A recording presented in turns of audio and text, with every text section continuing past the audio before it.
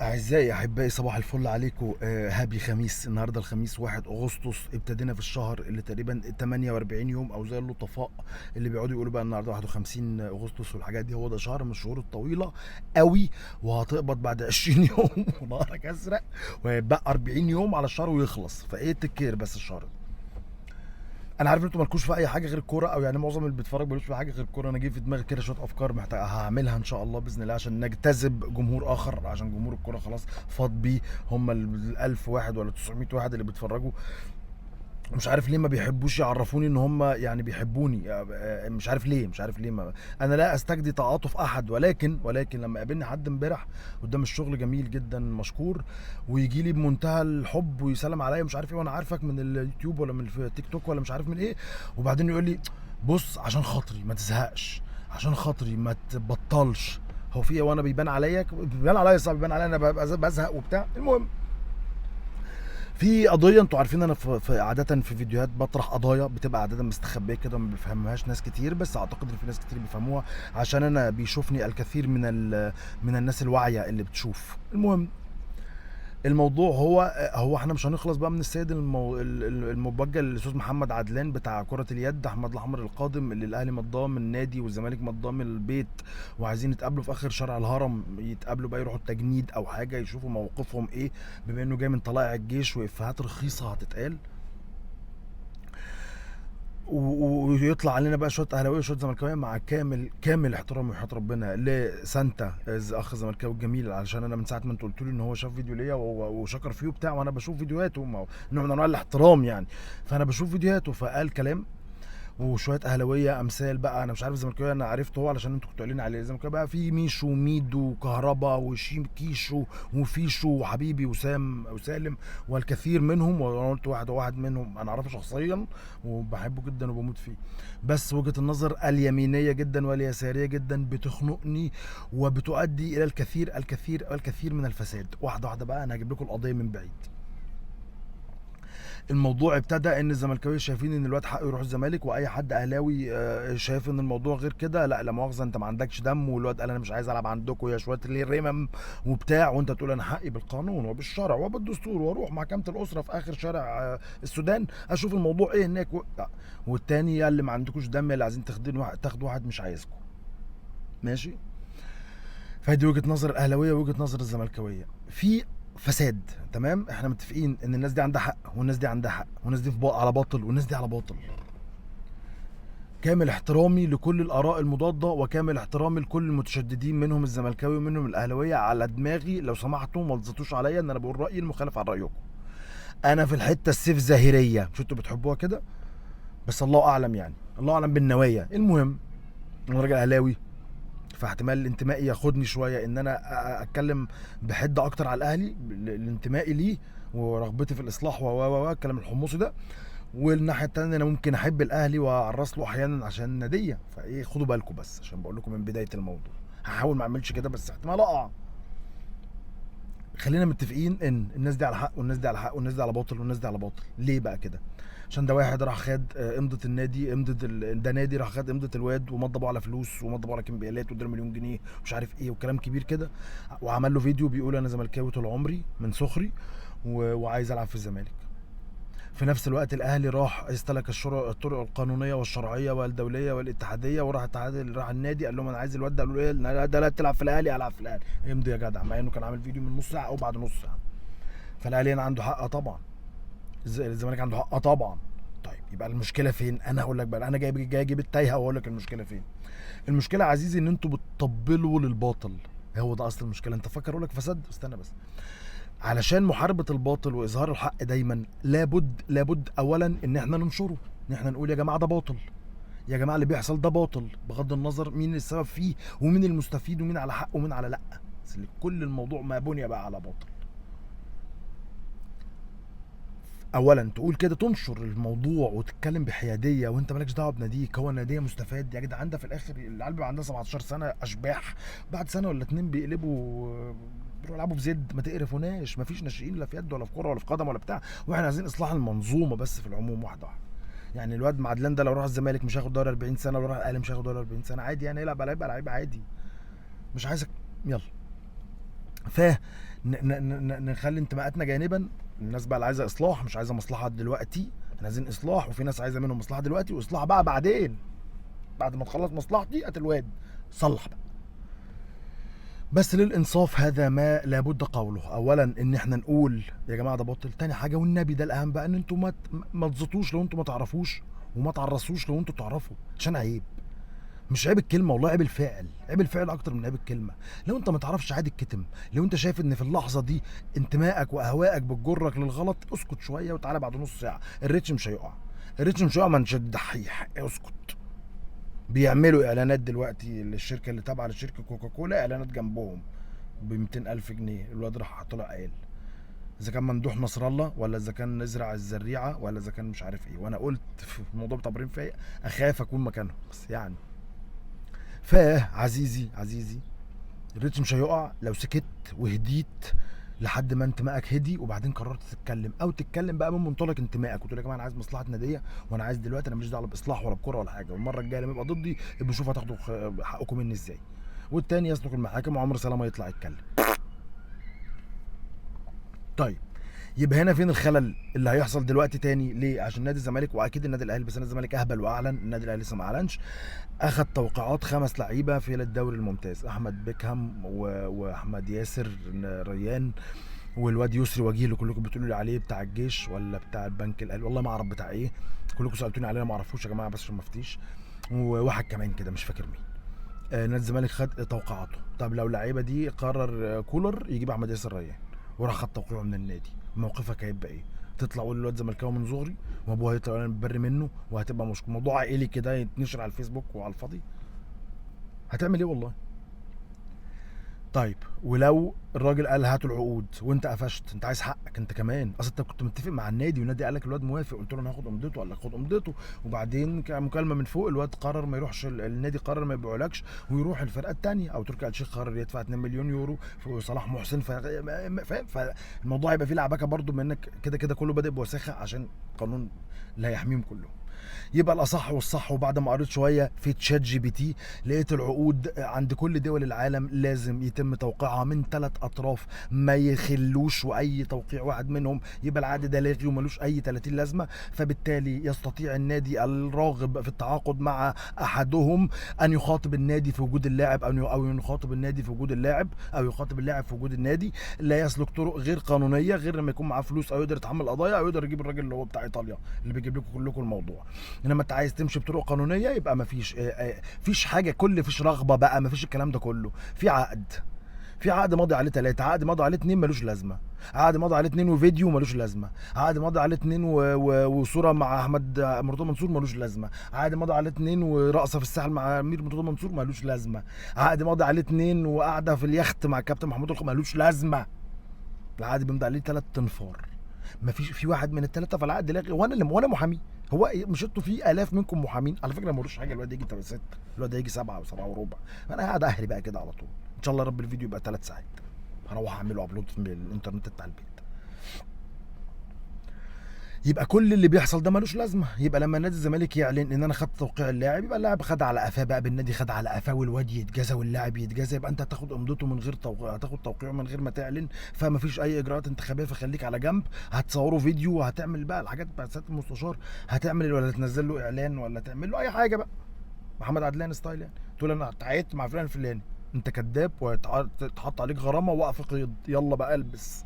تقولش معاك عقد ماضي عليه من 3، قول معاك عقد ماضي عليه 2 وفيديو، لا مؤاخذه، معاك عقد ماضي عليه 2 وصوره، لا مؤاخذه، معاك عقد ماضي عليه 2 ومن صغري، لا مؤاخذه، معاك فاهمني؟ فالموضوع بسيط، فكله هيتجازى، اللعيب والنادي اللي وقع والنادي اللي عايز يوقع والنادي التاني، وانا قاعد بقى بجازي اللي خلفوكوا، يلا بقى ده حق يتقال. يرجع بقى يقول اصل دي اشاعات، النادي ما اعلنش حاجه، ماشي خلاص خلي مشيها اشاعات.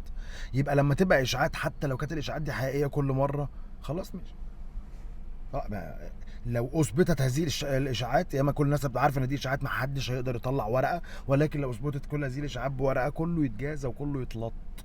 انما انت هتروح تجيب محمد عراقي يقول، وانت هتروح تجيب محشاد عيسى يقول، وانت هتقول له تروح تجيب مش عارف مين يقول، وانا ما قلتش، ويطلع كل مره كلامه صح. احمد عبد الباسط ستايل كل مره يطلع كلامه صح، هذا الراجل اللي انت هتجيبه يقول ده، فالناس هتثق فيه وتثق في كلامه، اوكي بقى عيشوا بقى على كده، ما عنديش مشكله.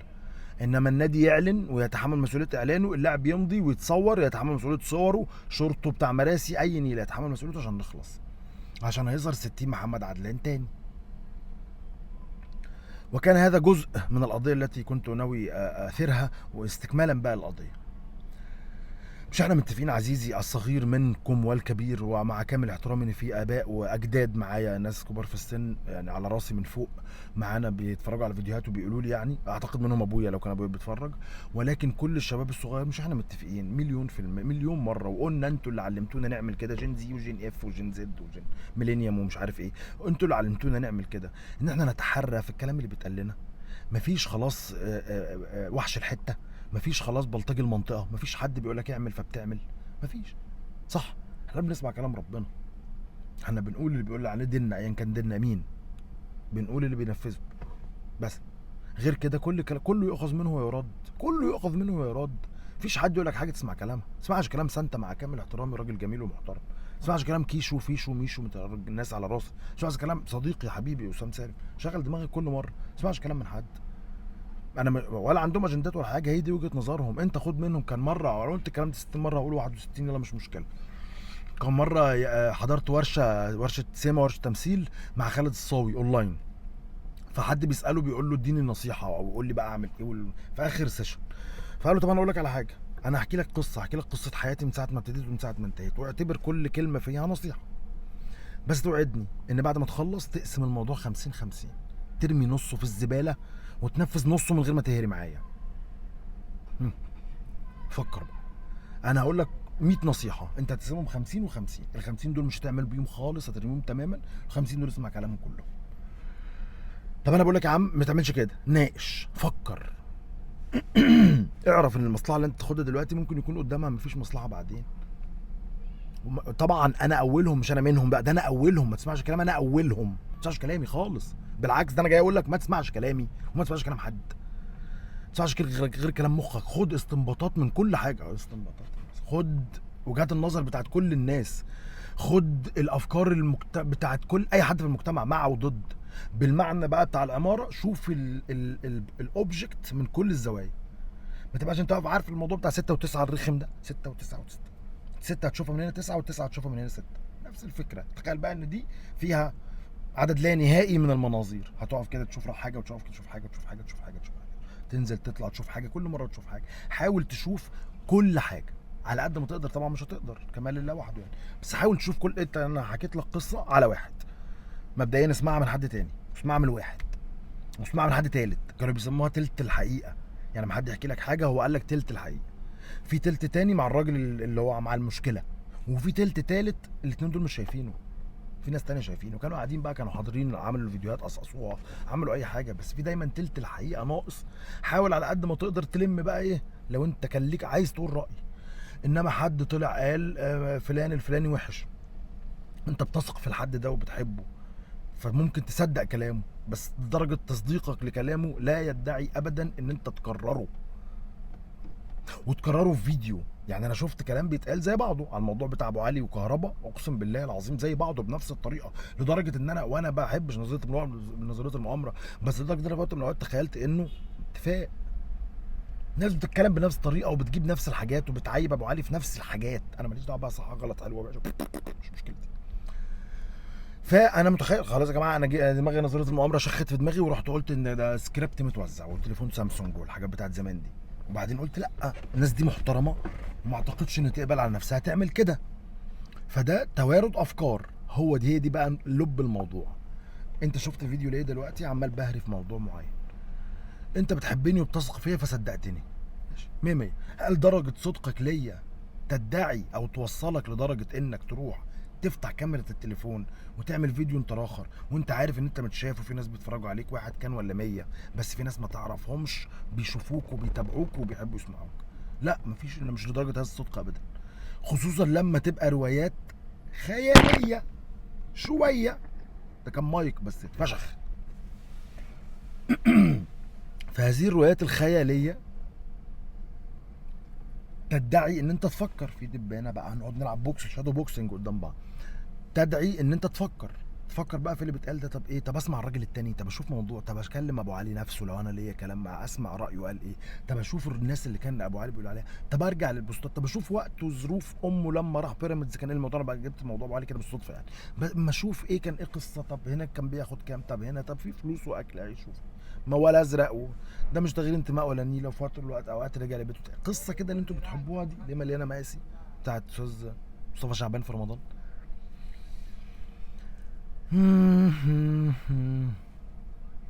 لازم مش لازم اقول كده خالص. قال، فكرت، سمعت، شفت، حكمت عقلي، لقيت ان ايه الكلام مش قوي ما يتظبطش، فممكن اطلع اقول يا جماعه في كلام اهو بيتقال اهو في افكار تانية وجهات نظر تانية ده مش حقيقي، انما الناس بتقوله بنفس الطريقه، تربك تربك تربك تربك. كومنتات بتجيلها نفس الكومنت. وحش، ده وحش قوي، ما تعملوش. اعمل مخك دايما، اعمل عقلك دايما، فكر دايما، جرأ دايما، خد افكار بره شويه دايما، انت لسه صغير، خلي عندك ريفرنسز وعندك حدود بوردرز كده، بوردرز تعرف تتحرك فيها، ما تبقاش عشان دماغك ما تسوحكش، يبقى عندك ناس تعرف ترجع لهم تتكلم معاهم في حاجات مخوفاك وحاجات في دماغك، احسن بكتير ما تسلم نفسك لشويه ناس بيقولوا لك كلام مش هينفع. طيب الحاجه الاخيره، انا رديت فيديو صغير على تيك توك، بس اعتقد الناس اللي بتشوف هنا مش بتشوف تيك توك او العكس، او انا مش هحطه انا على تيك توك فايه. واحد طلع جميل شفت فيديو ليه جايب فخور جدا ومبسوط جدا ومنبهر جدا بان ابراهيم فايق استضاف تيبي كورتوا امبارح في كونفرنس كول، او اول امبارح او ايا كان، في كونفرنس كول اثر قناه ام بي سي مصر الرياضيه، وهو ساله، والراجل كان بيتكلم من منطلق ان هو ساله انت تعرف مين لعيبه في مصريين، فراح عدد له شويه، ورقم 5 سبب هيرك اللي هو كان زيزو. المهم ده اصل الفيديو الراجل كان بيتكلم عليه. انا خدني حوار طبعا، دماغي هتسوحني، مش هتفرق معايا زيزو قبل تريزيجيه ولا تريزيجيه قبل صلاح، ولا انا فرحان ان زيزو موجود، ولا مين الخريان مدريان عره كورتوا اللي انتوا عاملين له قيمه ده يا شويه عرر. فقلت في الفيديو ان هذا التيبو كورتوا هو احد الداعمين الاقوياء جدا لاولاد الاحبه، هو احد المناشدين والمناهضين جدا جدا جدا بحق اخواتك ان يرجعوا بيتهم تاني، او يبقى في دوله باسمهم اصلا، او يكونوا موجودين على الوجود اصلا. احد المتبرعين بالفلوس والاموال والامضاء والتوقيع على الصواريخ اللي بيروحوا يقتلوا بيها اولادك واخواتك واولاد عمك يا ابن يا جدعان. ما كانش هو ده، في شويه عيال صغيرين هم اللي انا بخاطبهم، بس هم دول ما يتخاطبوش، هم مجانين تقريبا. فحق اخواتك يا حبيبي انهم يرجعوا بيوتهم. ووعد المعلنين بشده لده، وبالعكس المناهضين للي بيقولوا رايهم انه المفروض اخواتك يرجعوا بيوتهم تاني، او يبقى ليهم بلد اصلا، او يبقوا موجودين على الوجود اصلا. لو انت مش متابع، ده مش معناه ابدا ابدا ابدا ابدا ابدا ابدا ان انا احتفي بوجوده، ده مش معناه ابدا ان انا اتقبل وجوده، ده مش معناه ابدا ان اسمع كلامه واشوف الكلام اللي قاله واردده واكون فخور بيه كمان. حاجه في منتهى الوساخه، مش انت اقسم بالله العظيم، ولكن كل اللي دماغه بتسوح ويروح يعمل كده، وبيشوف ان الكلام ده يتقال عليه احسن ما يقول الكلمتين لحق ربنا، ان الموضوع اصبح في منتهى الخطوره، وبيثبت بلا ما يدع مجال للشك ان كل الانفستمنت اللي حصل للسيد ابراهيم فايق المحترم المؤدب المتربي، اللي مش هحط نفسي مكانه او حاجه، بس هو في مكانه في وقت صعب جدا انه يقدر يقول رايه او قراره في حاجه زي كده. لو كان معترض عليها او لو كان مش على هواه، ممكن يكون على هواه ودي حاجه براحته جدا، بس من وجهه نظري انا هيسقط 60 90 درجه كده، ولكن انا لا اعتقد كذلك، واعتقد ان هو الموضوع يعني سبب له شويه ضرر نفسي، ولكنه لا يستطيع ابدا ابدا الافصاح عن هذا والاعلان عنه لما لكامل بريق الدولار ولكامل بريق الاغراءات الذي يقدمها تركي آل الشيخ. تعالى انا هجيب لك كولر، واجيب لك شيكابالا، واجيب لك زيزو، واجيب لك قفشه، واخليهم كلهم يدبوا في بعض، وبعدين اجيب لك احمد رفعت من التراب، وبعدين اجيب لك، مش هجيب لك بقى، انا هحطك في حته في السماء، واوقف لك شوبير، واوقف لك برنامجه، واخلي سيف زاهر يفضل يلطم طول النهار ومحدش بيتفرج عليه اصلا، وهحطك في حته كبيره جدا، وهو فعلا يستاهلها، وراجل مجتهد وراجل محترم وراجل صبور ويستحق كل اللي وصل له، وعلما يعني ادبا وكل حاجه والله، ويستحق كل اللي وصل له. فهو في موقف لا يحسد عليه اطلاقا، في موقف انا لو هو زي ما انا متخيل يعني ضد شويه حاجات ومع شويه حاجات، والاغراءات كتير، ولو ما عملش في مليون واحد هيعمل، وبكره يجيب له واحد اسرائيلي بقى يعمل معاه حوار انا اقعدوا بقى اقولوا الحرب الخامسه والحرب السيبرانيه والمش عارف ايه، ولكن زرع الافكار في دماغ شويه الهبل اللي على التيك توك الصغيرين اللي بيحبوا ابراهيم فايق درجه العشق، اللي شافوه من هو عيل صغير من غير دقن، وبعدين دلوقتي شايفينه اعلامي كبير وصاحب منصه قويه، واعلاناته كولر وشيكابالا واحمد رفعت الله يرحمه حسين اليه، والموضوع كبير قوي. فهم ياخدوا الحاجات دي كده از ريفرنس، از ان يا جماعه عادي، يا جماعه الراجل امبارح حط علم زفت على الفيسبوك بتاعه، النهارده بيتكلم على محمد صلاح حلو، يبقى الراجل عادي يعني، وابعد بقى دي عن دي وانسى القضيه، ويلا ولع بجزو اللي خلفوك انت واخواتك خدوا دوركم من البحر للنهر، ولا من البحر من النهر للنهر يا ولاد النهر، يا ولاد المرة النهر. فلابد على الناس اللي حاسه ان هي عندها صوت وممكن صوتها يتسمع، والناس اللي مقدره وحاسه باللي هي بتقوله ومقدره اللي هي بتقوله كويس جدا، يتكلموا بناء عن وعلى لسان السيد ابراهيم فايق، لو هو ما كانش قادر يقول الكلمتين دول، ان الموضوع كبير جدا جدا جدا، والقابض على دينه كالقابض على الجمر، وان الجمر بيوجع، فبنسيب الجمر، فبنروح شويه للدنيا، والدنيا بتاخدنا، وربنا يرجعنا اليه ردا جميلا ان شاء الله باذن الله. فما تقسوش، بس ما تنسوش، ما تنسوش على الواد، بس ما تنسوش اخواتكم، ما تنسوش كورتوا، ما تنسوش كلهم، عشان هما نسيوا، مش المفروض انتوا تنسوا، مش المفروض احنا ننسى، لو كان اتبقى منهم حد. يلا ما كنتش اتمنى الموضوع يخلص بهذا البتاع، يلا سلام عليكم.